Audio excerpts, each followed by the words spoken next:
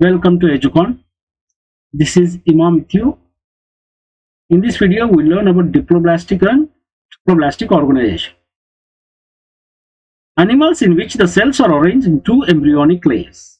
Animals in which cells are arranged in two embryonic layers. That is, an external ectoderm and an internal endoderm are called diploblastic animals.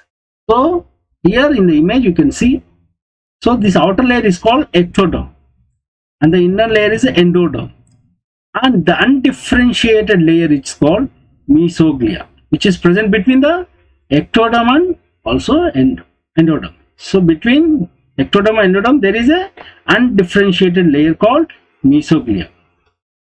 Animals in which developing embryo has third germinal layer, that is mesoderm, which is present between ectoderm and endoderm, are called triploblastic animals.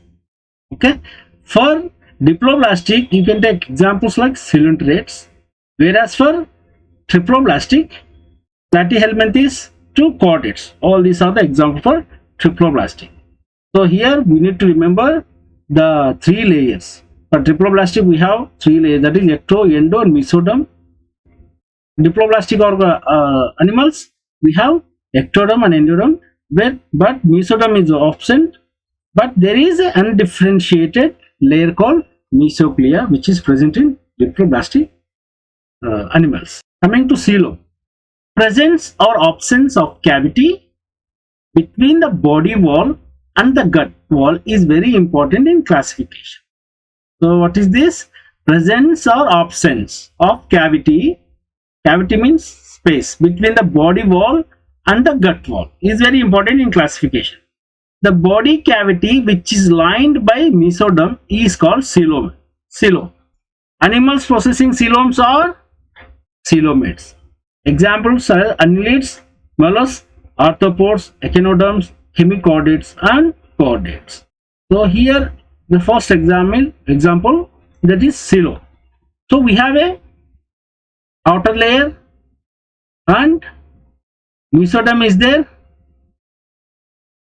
and this coelom is lined by mesoderm. This is the coelom. Okay, this is the coelom and it is lined by mesoderm. See in the picture you can find. And in some animals the body cavity is not lined by mesoderm.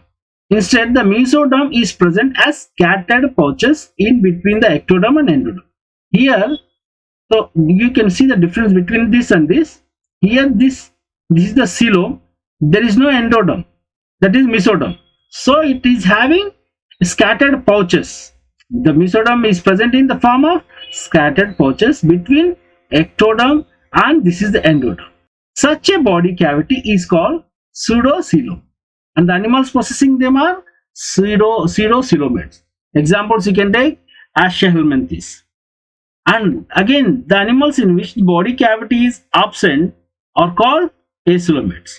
So for example, here we have a body cavity seen here, and there is a body cavity but with scattered mesoderm in scattered pouches, whereas here there is no any coelom here. So the animals in which the body cavity is absent are called acoelomates. Examples are platyhelminthes. So in this picture you need to remember everything. For example, what is this and what is this? This is the coelom and this is the ectoderm, mesoderm and the endoderm inside. So these we need to, because sometimes images will directly come in NEET exam mentioning what is this part. So you need to put your concentration on images also.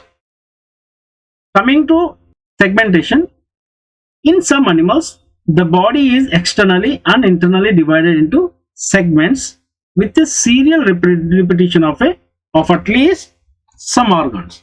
You can see this repetition in earthworms. If you observe the earthworm, there is a pattern, of segmentation which shows on the body.